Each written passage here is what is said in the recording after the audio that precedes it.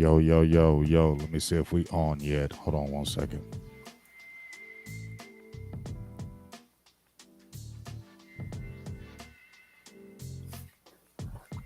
Yep, there we go. There we go. What's good, everybody? Jump on in here. What's up, the ninja? I know my dog is in here. He love you, dog. He got mad love for you. My dog, the ninja, got mad love for you, LP. So I told What him, up, I man, said, dude? LP said, I say he's coming in. He say, hey, all right, let's go. But jump on in here, y'all. Jason, Trucker for Life. What's up with you? You be cooking that good food. You need to stop doing all that good food showing cooking on that page because I can't get none. I feel like it's food porn teasing. I mean, it's killing me. We're gonna have to meet up one day.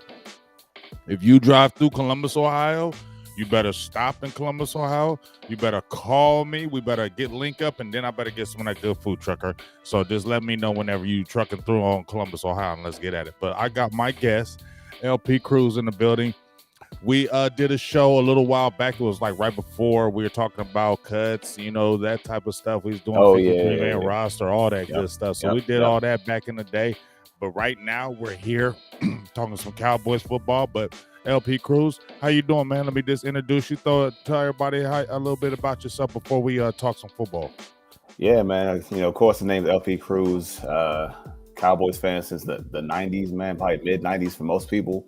So I've been a Cowboys faithful man for years. Kind of from behind enemy lines out here in the DMV, but Cowboys faithful man. Cowboys. I mean, inside and out. That's just what I do. Just like you, man. Same way. It's going both ways. So you already know how it is. Yes, sir. Well, you know how we've been talking about it. Everything's been going on right now, especially with this Broncos loss. Seems like a lot of Cowboys fans out there are scared now. Oh Lord, Randy Gregory's out with the calf injury. We already got D Law out. Lord, how mercy, the sky is falling. Tell me your quick thoughts about the Randy Gregory injury. Now he's on short term or out 3 games. Tell me just your quick thoughts about that. I mean, real quick, I think they just have to adjust like anything else. You know what I'm saying? And we know what the logical answer is. You're going to have to plug in somebody there. We know who it is. We'll talk about it in more detail. But I feel like this team, they've covered their bases, man. And people that are kind of, in fear or worried about it, don't be because they've always found scenarios. And if you trusted the coaching staff the first 7 weeks, why not now? You know what I'm saying? So I just say, look, let's address it. Let's get through it. We'll figure it out. Oh yeah, I mean, it is what it is. And see, here's my thing about the thing with Randy Gregory. A few years ago, right, or maybe even let's say last year, if you lost a D Law last year, if you lost a Randy Gregory last year, you were thinking season's over. That's what you were thinking as a Cowboys fan last year, right? If you had any of those two guys gone, it was like, all right, well, we ain't doing nothing. Season's over. But the good thing about it, I see fans out there. Dallas didn't make no movements in the trade deadline, and the Rams went and got Von Miller, and now they just got Odell Beckham. Dallas still standing pat. We need pass rushers, but at the end of the day, yeah, they might have not elite pass rushers that are backups, but at the end of the day, at least we have that now that are still formidable. And you got a guy named Micah Parsons who, when Randy Gregory went out that game of COVID against them Chargers, he put his hand in the dirt and looked pretty damn good too. Mm-hmm. So Mm-hmm. Dallas has options. They may not be a Von Miller or anything like that, but you still have options. And like you said before, you never had this depth that you have now. So you're don't have to jump off the cliff because Randy Gregory and D Law are out. They're coming back. These aren't season-ending injuries. That's what I said, LP. These Okay. are not season-ending injuries. Matter of fact, these are injuries where guys are coming back and they'll be back for the stretch run. I said, if you're going to get injured, you want to get injured early, LP. You don't want to get injured late. And Cowboys are going to be getting healthy at the right time. Kind of give me your thoughts about that. I mean, that's true, man. The same way you said it, it's funny because you're out in Columbus, right? And that's the kind of the adage with the college football, right? You want to take your losses early and get hot at the end of the season. You don't want to lose late November, late December. So for them, look, it's unfortunate you don't have your best players. We understand that, but to get back Gregory, to get back Tank Lawrence, those things, man, that's like making a trade at the deadline. That's like acquiring a Von Miller, if not a lot better than that. So you have to look at it from that perspective and that paradigm of, hey, yeah, we're hurt, we're down, but you have no idea what kind of boost you're going to give back to this team by getting those players back. So I think for them, I mean, don't worry too much about that right now. If you sustain so far, and by the way, Michael Gallup too is another one. So it's like you're getting pieces all the time. So just take it one step at a time. And of course, Tyron Smith too. You see what I mean? That's 4 names. That's 4 premier players right and there. then you're still getting back Gallimore and Tristan Hill. Yep. So and we got to look at that. So eventually Tyron Smith is going to come back. Okay, like you said, Michael Gallup is going to be back this week. Cedric Wilson has a little bit of a chest injury. He hasn't practiced the last few days. But then you got, like you said, you got your dog Michael Gallup guy, and you still got a Noah Brown who's in the fold, who's played well as well. You still got Dalton Schultz. I think Blake Jarvin's going to be a little iffy with his hip, because I knew when he took that hit, I was like, yeah, he's going to be out. Mm-hmm. But the whole fact of the matter is, you have guys coming back, and I love how the perspective of you just said it. It's like you signing people. It's like you doing a signing at the end of the year, because the people you getting back aren't chopped liver. The people you getting back aren't bums in the street. You're getting back D-Law, an all-star, a dog who really sets those edges. And I was talking about how those edges got burned up. But you guys set the edges. You got Tristan Hill and Gallimore, both good 3 techs, and you can slide Gallimore over on that one. You got Randy Gregory coming back. You got Michael Gallup back, and you can go into 11 personnel, 12 personnel. You got a lot of things that you can do. So it's not like you're getting guys back that are not good. You're getting guys back that are good. And so this is the best time for them to have it in this stretch run, because you're going to need that heading into, we think, the playoffs, because we think the Cowboys are going to win this division, at least in my opinion. You know what I mean? I mean, just to kind of add to that too, and here's the inverse of that thought process as well.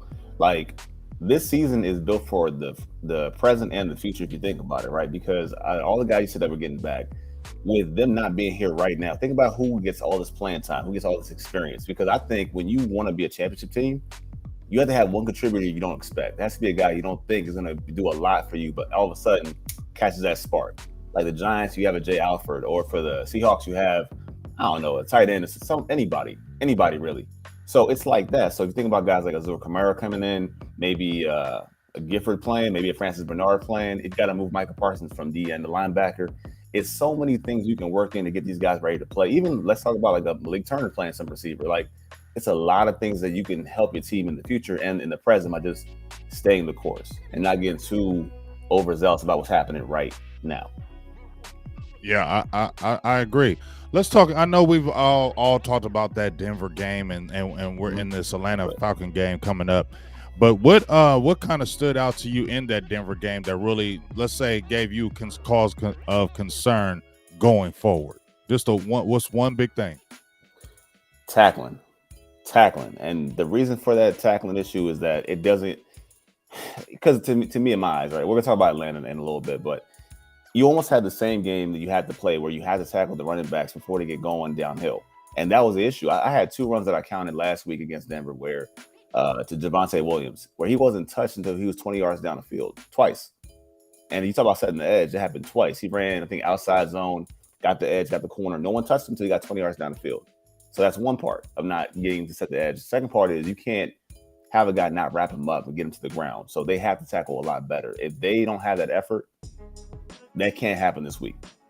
It got to be better. Yeah, effort's got to be better. Tackling's got to be better. Getting after the ball. Like I said, I really feel like this was a situation where Cowboys not only just really, I felt like they slept walk, because I felt like at any given time they were thinking we can come back and beat this team. So I think they just kept on sleepwalking through it. You know what I mean? Mm-hmm. But good wake up call. So tackling was something that was big to me in this game. But like I said, the edges were concerning. Now you got Randy Gregory out. Okay. That's what was concerning to me, how they were attacking those edges, how they were double teaming a Randy Gregory, because he's a great pass rusher. But one of the things you do to a pass rusher to neutralize him is you run at him. They were running at him. They were running at Basham and Golston. And I know they're looking at Golston as, hey, they like Golston, but he's still a rookie. You know what I'm saying? He's still a rookie, still learning the game. Basham, I don't know how great he is as a run stopper. So that's a little bit of what I'm looking at right now, because they attack those edges. You got the Atlanta Falcons coming in, whose run game is not good at all. Only had 2 games where they've run over 100 yards as a team twice. Okay. They're only averaging like 3.4 yards a carry. They're not a good run team, but They do have a running back who's 6'2", 230 pounds named Cordell Patterson. Now he plays offense, he plays receiver, he plays running back. He's kind of like the Mike McCarthy version of Montgomery. I heard Steele say that. But dog, I know he don't have great stats, but he's the number 1 rated running back in Pro Football Focus. I know we ain't going on that, but he's still the number 1 rated running back. I ain't going off of that. I'm just saying he is a threat and he can attack those edges. So what do you kind of think about what I just brought up with Patterson, and what do you think the Cowboys should do to kind of stop that? So I think you hit it on the head, though, with Patterson. He's their everything, right? So, I mean, look, I came with the notes. I came prepared. But I talked about it last night. I had a show with the guys from Talking Boys with the boys. And we talked about the stats and numbers about Cordell Patterson especially, right? Because Cordell, like you said, he's everywhere. He's your running back. He's sometimes your slot. Sometimes it's him and Mike Davis, the other running back, on the field at the same time. It's a lot of different things they do together. But to stop him, you have to stop him at the point of the catch. Because as a runner, understand they're not a good run blocking team. According to ESPN, they're like 29th in win block pass rate. They're terrible in that regard. Like, they're really bad. So that's one thing. And for him is you want him to not get going. Like, don't let him get up. I see you talking about digs on him. I still wouldn't do that. I'm looking at the comments. I wouldn't do that either, because if you think about this one stat, his ADOT, his average depth of target, he's being targeted 3 yards from the line of scrimmage. So it's just check down, screens, all kinds of ways to give him the ball in space. So because you said he's 6'2", and he's a converted receiver, he still kind of runs like you said, Ty Montgomery. He runs like he's a receiver still with long strides. It's not as choppy. He takes some time to get going. So you have to catch him at the point of the catch, at the handoff, whatever it takes, get him to the ground. That's my thing. But don't commit numbers. Do not commit extra numbers. Let the guys inside, Osa and them, feast on him, get him down to the ground. That's my thoughts. Now, that's a good point you brought up, how he needs time to kind of get up at his speed. Now, also, in his carries, they got him and Mike Davis, but in his carries, he's only averaging like 1.3 yards before contact. So people are getting to him before he can really get going. And just like you said, he's kind of got to get a little startup how he's going, but how they really like to work him, just as you said, they like to hit him on those quick screens, bubble screens, quick dump offs, and really let him kind of maneuver how he wants through the lineup. So tackling is going to be key, as you said, because we're going to have to get him to the ground, because once he gets out there in space, he can really rumble. So the Cowboys are going to have to do a lot of good game tackling. They're going to have to run to the ball the whole time. Like I said, he's going to be an issue to me. I know they're talking about Kyle Pitts. Some people, somebody brought up Kyle Pitts, who's going to cover him. I said probably maybe Curse. I don't think a Diggs is going to cover Pitts. Not in my opinion. I don't think how they're going to do it. I don't know how they're going. I would do it. I don't know how they're going to do it. It depends on if he lines up wide, how they're going to match that up. But I think if me, I'm going to roll coverages his way. I'm going to keep another guy over the top to keep an eye on him so he doesn't get loose. Because if you looked at that game last week, Matt Ryan, he was hitting people over the middle. That's where he was killing Dallas last year. He was killing people over the middle. So the Cowboys going to have to really shore that up and really get at him and really contain that middle, because number one, their middle inside is not good. They got an offensive lineman, Mayfield. They've given up like he's real bad. They've given up like 12 sacks. He's given up like 5 of them. He's given up like over like 31 pressures. And if you got Osa Ogadazua in there, they're really going to have to squeeze that middle, because if we watched Matt Ryan last year, we pushed Matt Ryan on those edges and he ran a couple long runs up the middle. So that middle is going to be paramount for me. I know they're going to have, probably Parsons hand in that ground, but please, let's get them stunts going and go attack Mayfield on those stunts, because I think something can really happen there, and getting after Matt Ryan and giving him pressure up the middle so he can't really target that middle and really eat up the Cowboys. I agree, man. I agree. And not to Shanghai anything, because I know, when it comes to film study, I always defer to you guys online. But the one thing I noticed when I went back to watch the last 2 games for Atlanta is, if you watch the Titans, you watch the Tennessee Titans, right? They run a similar concept. Like Arthur Smith came over from Tennessee, now in Atlanta. If you watch that offense, it's a lot of hard play action to get the dig routes behind and the crossing patterns. They want to hit the middle. They want to hit over the middle constantly. So these linebackers, you have to play with good eye discipline, good depth, and don't get sucked into the play action fake that much. Again, If you can stop the run and they can't run block that well, don't overcommit. Just play your keys, play it correct, and just don't let Matt Ryan get into a rhythm of hitting these crossing routes. That's the big thing that I've noticed. So that's one thing. And also, as far as who they're going to target, who he's going to focus on, the key stat is 1/3 of his targets are going to either Patterson or Pitts. They don't have Calvin Ridley. If you factor in Calvin Ridley, that means half of his targets go to 3 guys. Half. So without Ridley, it's just those 2 guys. So if you can, like you said, roll the coverages over to Pitts, you can stop this guy before he gets going and tackle him on the point of the catch because it's going to be dump offs anyway. If you can do that, you got a shot. And don't let Matt Ryan get comfortable. Just do not let him get comfortable. Exactly, because if I posted something about Matt Ryan's history against the Cowboys. In the 6 games, he's 3-3, 500 against the Cowboys, but he's completing 67% of his passes for over 1,600 yards. He's got 11 TDs and only 4 interceptions. 100 rating against the Cowboys, and we seen last year he was torching up the Cowboys. We've seen he has very good game against the Cowboys. So, like you said, they got to get after him early defensively. They got to get him off his rhythm. They got to put pressure on him because he's not a great runner. We know he's not a great scrambler. And you got guys that can get at him. We can't let him get comfortable. I don't really feel you really have to blitz, but like you said, those crossing routes, those digs, those flares, Dallas are really going to have to attack those and get him on them quick 3 and outs. Dallas still is tops in the league in third down percentage of getting teams off the field. But Falcons are high up, and I think they're almost 50% is completing their third down. So it's going to be a battle right there. But if they can do that, and like you said, if they can shut down Patterson and Pitts because Ridley is being out, Matt Ryan doesn't go to anybody else. He'll hit a Justin Gage here and there, but that is he's focused on. If Dallas can do that and attack that, I feel good. Now, are we talking about the defensive side? And when the Cowboys have the ball, I feel good about these matchups. And Dak Prescott even said himself, "Look, I didn't play good.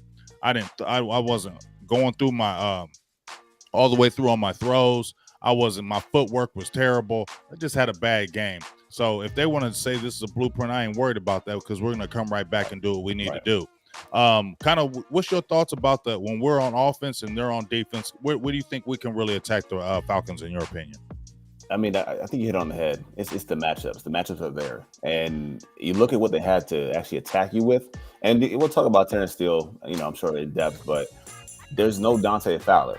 There's no opposite edge rusher you fear anymore. Like, these guys aren't there no more. There's no Vic Beasley. There's no Dante Fowler. Gray Jarrett still is active. Now, I'm not gonna get it twisted. Jarrett still is a problem in the passing game. However, they blitz so much with the linebackers to compensate for no pass rush that you're gonna have one-on-ones with corners and safeties. Like I was watching them play last week, and they had this guy, the safety Eric Harris, vet, like 30 years old. He's been in the league for a long time. He was lined up in the slot a lot last week. You put that guy on CeeDee Lamb, it is cook time. So they need to hit those matchups.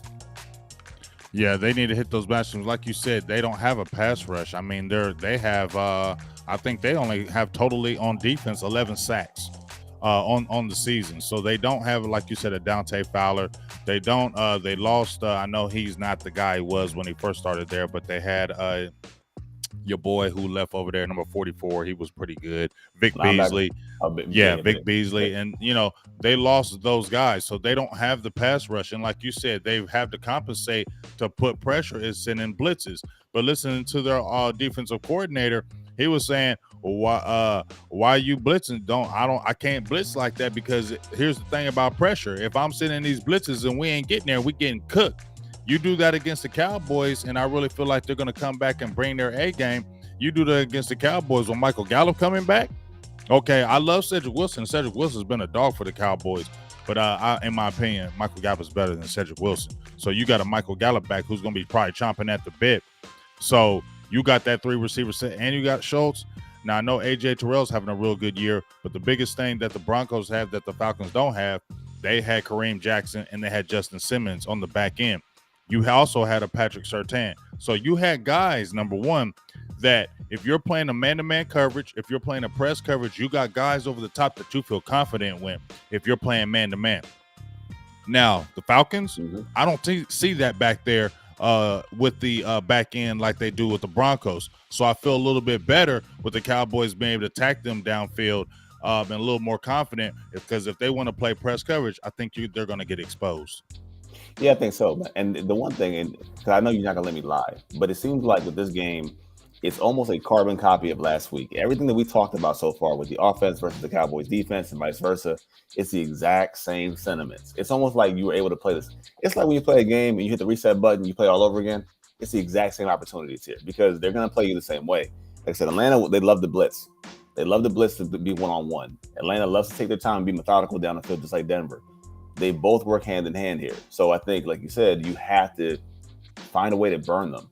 They want to blitz, burn them. And one other thing too, man, if you notice this with Grady Jarrett, they're now in the 3-4. But with Jarrett, he likes to get up the field. I mean, he likes to go hard up the field. So if you have Tony Pollard, the cutback lanes are there. So if you want to play Pollard in this game, give him his cutback lanes. They're there also. And again, they're small linebacker. Deion Jones, Foyesade Olakun, they're not very big. They're like maybe 220 tops maybe. So you get your guards on them, you wear them out, and just go in. Like it's a whatever you want type of game for real on offense. It really is, and I feel you, Jay Lombardi. Shout out to you, big dog. You got your wrench. I really appreciate you. I don't feel like Dallas is going to underestimate this line. I think this is a game that, just like you said, LP, Dallas is considerably better than the Falcons. I know they got a 4-4 record. I know they battled back and played the Saints, but I don't think the Saints are a great team. You know what I'm saying? So I ain't looking at the Saints like, ooh, the Saints, they beat the Saints. The Saints was a great team. I wasn't looking at the Saints like they was a great team. You know what I mean? Mm-hmm. But my thing is this, just like you said, this is a game where the Cowboys, this is not an overlooked game. That happened against the Broncos. This is not saying, oh, man, Dallas, don't overlook them. But let's talk about this. Dallas is better than the Falcons. This should be a beat-up game. There's matchups across the board on the offensive side. There's matchups across the board on the defensive side, especially if they tackle like they're supposed to. This really should be a blowout game. This really should be a statement-type game, and it needs to be, in my opinion, LP, because you already had a game where the Broncos beat you. Okay, that could be an anomaly. But if the Falcons play you tough or you barely escape that game, people are going to start saying, well, you might not be the team we thought you were, or maybe doubt sets in. So I think this needs to be a game where you come back and really demolish this type of team because you're considerably better than this team, to let everybody know that was just a little fluky game against the Broncos. The Cowboys are for real. Tell you what, let me take that the same point and I'll flip it on inside, right? So I'm going to use you to be kind of my sounding board and be the opposite of what I'm thinking in my head, right? So like you said, they got beat by a team that we thought they should have beat anyway. Okay, fair enough. The Falcons, like, I know the NFL is not the BCS where you say, well, they beat this team, they beat that team, but let's just pretend for a second. This team Atlanta has beaten who? Miami. They've beaten. It's some bad teams, man. Bad teams. I think Houston too. They've beaten some bad teams. Whereas the Cowboys have beaten the Patriots. They ain't smashed the Patriots. They ain't smashed, but they beat them, right? They smashed the Giants. They smashed the Eagles. The Cowboys have beaten up on teams that they were supposed to. So if someone says that the Cowboys games have been close, no. Not every Cowboys game has been close. They have whooped on some teams that they should have. So give them that respect. Now, if they play this game and it's close, let's just say they play Atlanta, it's a close game. Let's just say, for example, right? I'll even say this, though. If the game against Atlanta is close, that shouldn't impact what you think about the Cowboys, because based on what you just said earlier, they're still missing key pieces anyway. They're missing players. So if they can still handle their business without somebody, that's a plus. It's like the Minnesota game. You won a game without Dak Prescott, right? To me, it's not about how it looks. It's if you win or lose, because good teams find ways to win games they shouldn't. In general, like, teams have stinkers and teams win them anyway. You know what I'm saying? So I think let's not get carried away with the final outcome, but you win the game, you move on. So I'm cool with it. Yeah, I'm cool with it, but I don't want to see no kind of close game. I don't want to see the Atlanta Falcons feeling like they got confidence. And let's keep it real. This is a first-year coach too, isn't it? This is a rookie head coach, isn't it? Yeah. So we need to be able to see that too. Cowboys need to come in. They can handily beat these Falcons and do what they need to do. Like I said, and I want to see this game where the Cowboys can really have a really good game against Matt Ryan. As I said before, Matt Ryan has played great against the Cowboys in his history. Even though he doesn't have a winning record, he has a 500 record. He still has played very good against the Cowboys. I need to see a game where this defense actually just really beats them up. They aren't great along, even though they haven't given up a lot of sacks. They've only given up 14 sacks, okay, because Matt Ryan gets out that ball quick. We know that. But we know why he's giving up the ball quick, right? He knows. He knows. He Yeah, knows. he knows. So he knows that. I mean, they got the Matthews kid. He's given up a couple sacks. Their line is not great. So even though with Dallas with these injuries, even with Randy Gregory being out, we saw when DeMarcus Lawrence was out, we saw Randy Gregory was out. Like, oh boy, the sky was falling. And guess what? The Cowboys played a damn good Chargers team, right? I think the Chargers are still a good team, and they're a good team. They're a good team offensively, and it was out there in LA. You get what I'm saying? And you didn't have a DeMarcus Lawrence, you didn't have a Randy Gregory, and you still were able to win that game. And you had a whole lot of pressure. Osa, I think he's going to be big in this game. Put Micah's hand in the dirt. You get these edges stepping up. But like you said, Keanu Neal, these guys got to step up. Luke Gifford, you guys got to step up. I don't mind playing closer to the scrimmage against these guys, but beware of that play action. And the Falcons, I don't know if they continue. I haven't got to watch a whole bunch of tape of them, but Matt Ryan loves to do them damn bootlegs. Them play fakes and then bootleg. Oh, man. So one thing with him I've noticed is, man, he's moving a lot better from like a physical standpoint. The guy's moving real swift, very swiftly, man, as far as eluding the pressure, getting out of the pocket. He looks good, man. He looks good. But the one thing is, and I'll toss this to you because you might know better than me, right? In this game, let's say we move up Micah Parsons to DN, right? Mm-hmm. To me, it makes more sense to have a more fluid big nickel situation, right? Where I say, okay, look, I'm going to take off a linebacker off the field. I'm going to bring in Donovan Wilson. Donovan Wilson, you're not my big nickel linebacker. So, hey, anything happens with underneath to Patterson, Zacchaeus, whoever, that's you. Like, that's you.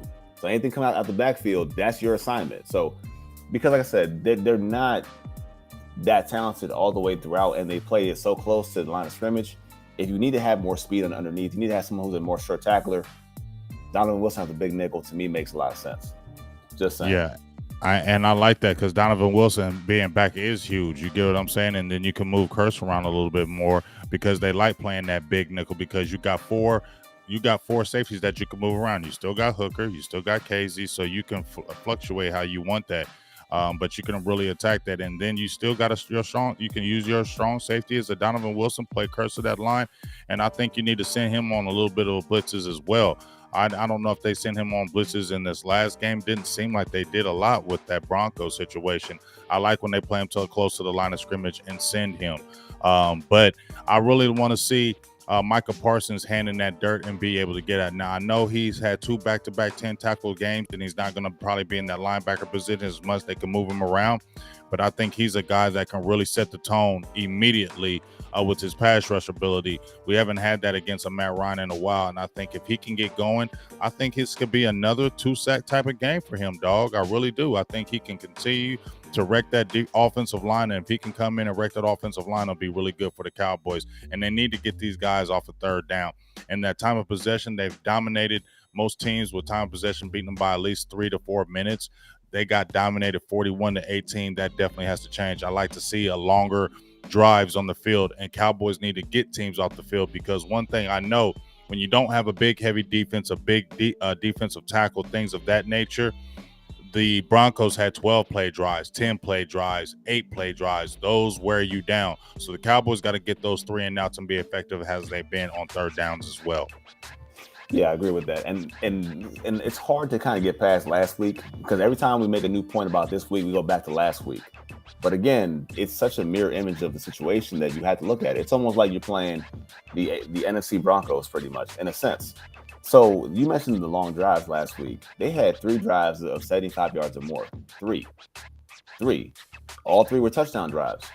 You can't do that again this week. And I think the problem we saw last week was teams were sitting there at 3rd and 12, 3rd and 15, 3rd and 13, first down, because you wouldn't tackle. It can't happen again this week. You have to figure this out. But hey, man, just one question I have for you, right? Like you and I both know what they should do. Like we know that they should play Micah Parsons at the end. They should. Playing devil's advocate. Let's pretend they don't. If they don't play him there, who do you think they want to have step up in that role? Are we bringing up a night after practice squad? Is it more Kamara? How would you do that? Because one thing to say what they should do, but then when they don't do it, because they surprised us before, how do you figure that part out? How do you navigate that part? Because I'm thinking like Kamara, maybe. I mean, I don't trust Kamara. I'm keep it real. I'm gonna be honest with you. I don't trust Man. Bradley and Nye. I'm be honest with you. If they call Bradley and Nye, Bradley and Nye has been a ghost this year. I mean, a lot of people had high hopes for Bradley and Nye this last 2 seasons. He got his opportunity this year, but he hasn't really done anything in his times that spot duty that he's been on there. I mean, he's had 26 snaps in a game. He's had 25 snaps. I know he did a couple good moves in the Chargers game, but I'm not really counting on a Bradley and Nye. I think this is a situation where you really need to put a Micah Parsons that hand in the dirt, and he's really got to cook. And then, like I said, Luke Gifford, I think he's gonna have to step his game up and play more of that linebacker role. Keanu O'Neal, those guys, LVE is gonna have to be huge this game. You know what I mean? He had 12 tackles the last game. People were dogging him, saying he was getting, tackles 5 yards down the field. I didn't really see a lot of that. But I think LVE is going to have to play a big game. Remember, a couple of years ago, he had a huge game against the Falcons. A huge game. I mean, he played unreal in that Falcons game a few years ago. That's the LVE we need to see this Sunday coming up. We need to see rookie LVE in that Falcons game. If we can get that rookie LVE in this Falcons game, I'll feel real good. He needs to step up. So, question, man, because everyone's been kind of, like you said, they've been dogging him, really sticking them out, singling them out at least. How has he actually played, though, would you say? Because I know with him is like when the run game, because you know how things work with perceptions, right? Like when the run game looks good, everybody's an all-star, everybody's a superstar. We count the tackles in the box score, everybody's great. But when they have a game like that, everybody sucks. So from what you've seen so far with LVE, how did it actually look? Like, is LVE playing as bad as we think, or is it somewhere in the middle with that? I think LVE, to me, this is just my opinion. I think he's somewhere in the middle. I don't think he's the LVE that he was before. I also don't feel like LVE is probably going to be with the Cowboys long term. I don't think they're going to sign him to no big deal. I think that his time is run up unless they get a team-friendly deal from him. Now, I definitely feel like he might go to another team and he might turn up. You know what I mean? I don't feel like LVE is a bad player. I just feel like he's not a physical guy. We saw that when he was in college with the size. He had his speed was his advantage. His being able to run down backers from the backside, being able to trail. He was, active in coverage. So I don't think he's been trash, but I don't feel like he's been a dominant force like he was when he came in his rookie year. You want him to be that presence like, he was in 2018 to pair with a Micah Parsons playing all over the field. I just feel like he's still not that physical guy, and I feel like that hinders him for his size. He's just not a physical guy, and I think that maybe holds him back. But I feel like if I were to give a grade to LVE this year, I would give him a C. But I definitely feel like he needs to get better as far as when seeing the hole, hitting the hole, and getting those guys down early, because he has the awareness to do it, but it's like he's a tick slow in his reaction. I think that's kind of hurting him. I don't know if he's not understanding what's going on, but I feel like he's just a tick slow in his reactions and his plays. I mean, it kind of stands out because you mentioned the game he had against Atlanta. I think it was 2018, I believe. And he was great. It was great, but the highlight of that play wasn't a physical play he made. It was how he evaded a lineman to make a tackle. And I think that's the word about him. He's a finesse guy. Somebody who's like 6'5", 240. He's a finesse linebacker. It kind of reminds me of Sean Lee, when Sean was like, I think 6 foot, 6'1", something like that. But it has similar play style, except Sean could diagnose and be there on the spot. Like Sean would see it and he would get there. With him, it seems like he sees it. He hesitates. He has these. Yeah. And I think somebody who talked about it, and I wonder this too, Jay. I think Jay may have brought up, and I still wonder this. He had that neck injury, okay?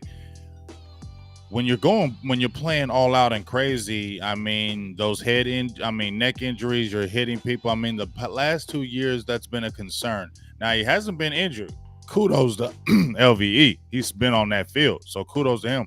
But maybe he might be a step slow because he still might have that in the back of his head. Maybe you don't hit people as hard because you're worried about your neck injury. Maybe you're a little more cautious. We ain't in LVE's head, but that could be something that he might be a tick slow because of that.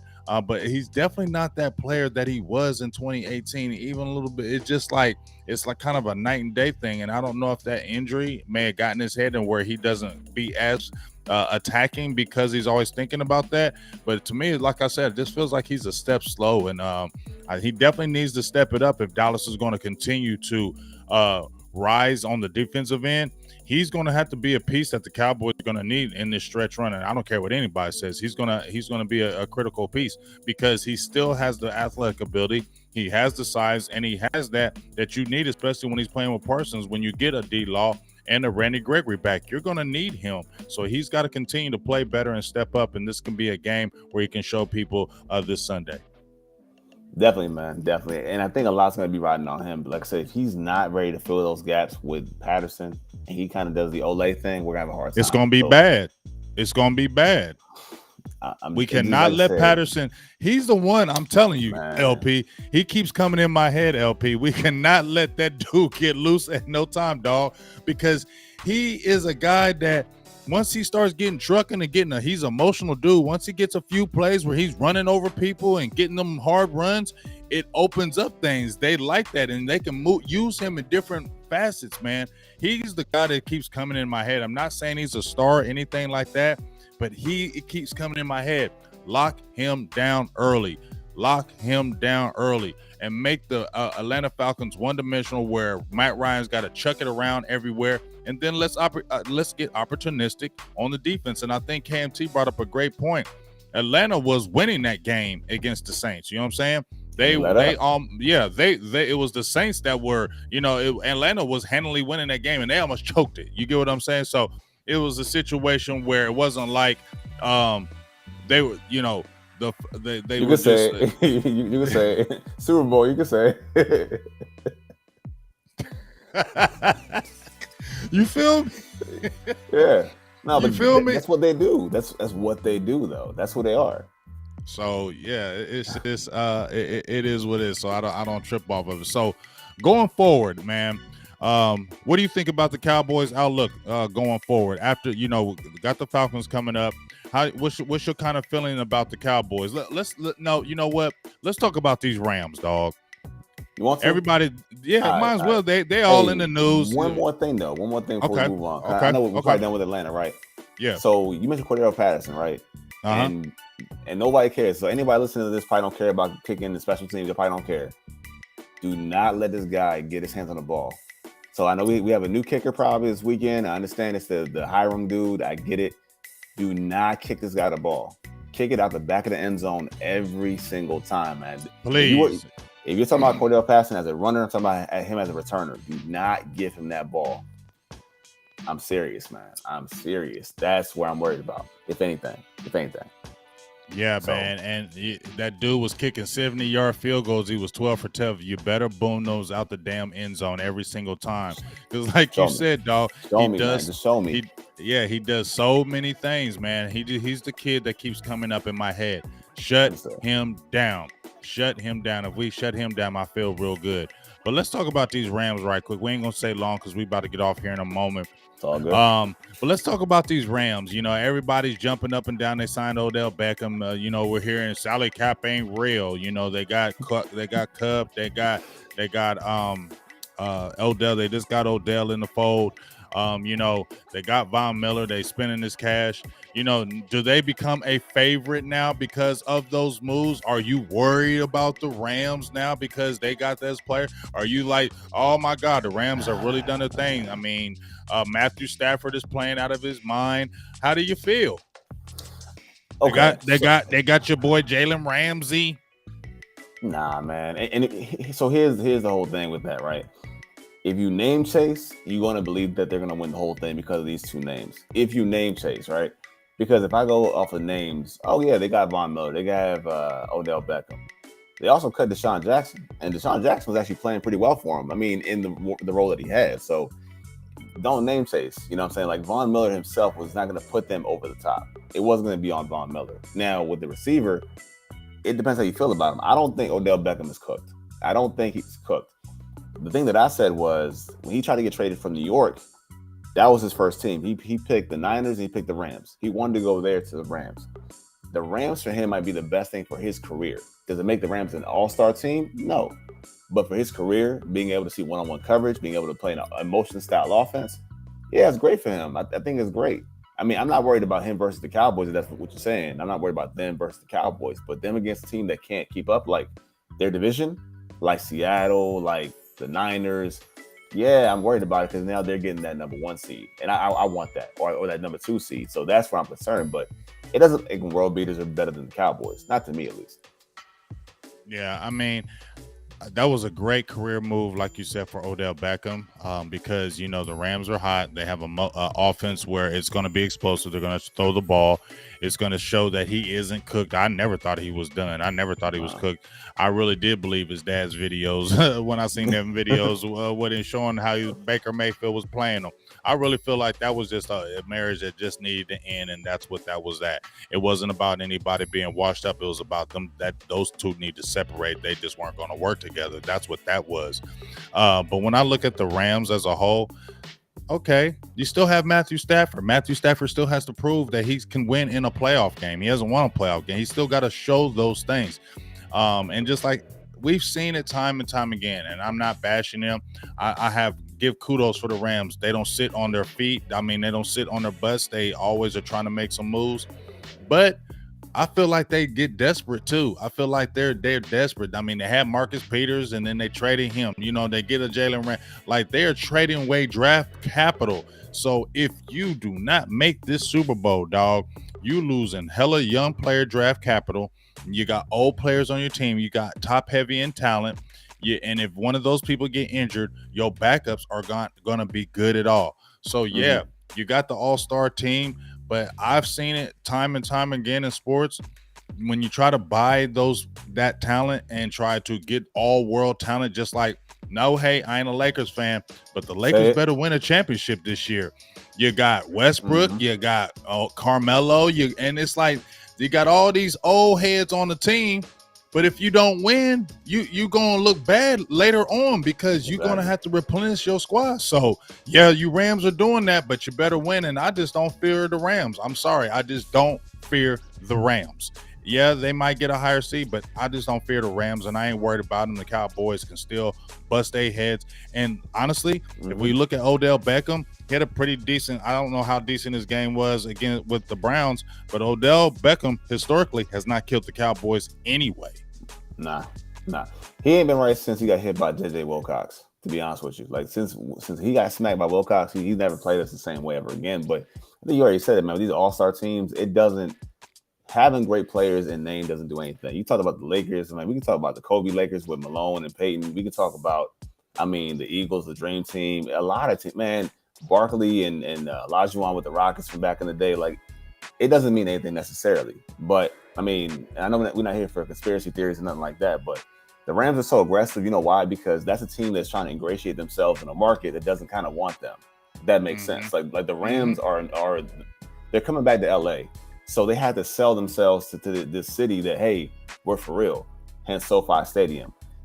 Like the Chargers, it's kind of the same thing too, except they had to sell hope because they don't operate the same way. The Chargers aren't going to be spending a bunch of money, but I can sell you hope. I can sell you Herbert. I can sell you Eckler and Keenan Allen and stuff like that. So it's two different teams that have the same objective, but they have to do it in different ways to ingratiate themselves with the city that may or may not want them. And that's what it is, like I said. But if they don't win, you know, they're going to run it back, though. It seems like they just keep kicking the can down the road anyway, so they're going to run it back. The only thing that will stop them, though, from doing that and not winning is your cornerstone guys. They're going to get a year older. So, like, your guys like Jalen Ramsey, your guys like Aaron Donald, they're going to get older because you can't replenish that with no draft picks. I don't care about the money. It's the draft picks. You need the draft picks to stay young, and they can't do that. So, like I said, you're right. If they pull it off, great. If they don't pull it off, well, guess what? That's it. Yeah, it is going to be it. And much as we get people get frustrated with Baby Nuts Jones, Stephen Jones, you know, we get frustrated with them. But at the end of the day, I will say this. I would like certain things to happen sometimes, but I know his philosophy. So I don't, when people are like, we need to go get this person, I don't think about that anymore because Stephen Jones said when he really, really took over as like kind of that money guy, he said it. We ain't spending money on big name free agents no more. We're going to build through the draft, and we're going to sign our own. And we'll get some free agents here and there. That's what he said. And guess what? He has stayed true to that to the core. He has stayed true to that. So I don't be thinking about no big name players because Dallas ain't doing it. But when we really look at how they're building the team, we can't be mad. Dallas got a whole bunch of young players and a whole bunch of cheap contracts, so they can still maneuver and do things. And even with Cowboys players being out, it's not the end of the world anymore. You get what I'm saying? Even with these major players out on defense, you still aren't like, man, the season's over. You still are like, Dallas can still do their thing because of that depth. They did it the right way. I appreciate them doing it like this. So I ain't mad. Let's just roll with what you have. You did it for a reason. You got to believe that your coaching that you have in place with Dan Quinn and Kellen Moore and Mike McCarthy can continue to coach these guys up and lead them to where they need to go. So we'll see. Yep. This has got to be coaching too. Can't just be let's talk about these players. Mike McCarthy, Kellen Moore, Dan Quinn. Y'all didn't call a good game last week. I said it was on the coaches too last week. They got to coach a good game. They didn't coach a good game. So they got to come back this week and coach a very good game against Atlanta. Can't be one of these games where Atlanta's staying in the game. It's third quarter and it's 17-10. They're battling back and forth. It can't be that, LP. It has to be, me, in my opinion, this needs to be to me, excuse my language, an ass-kicking game. This needs to be an ass-kicking Sunday, especially when you're at home.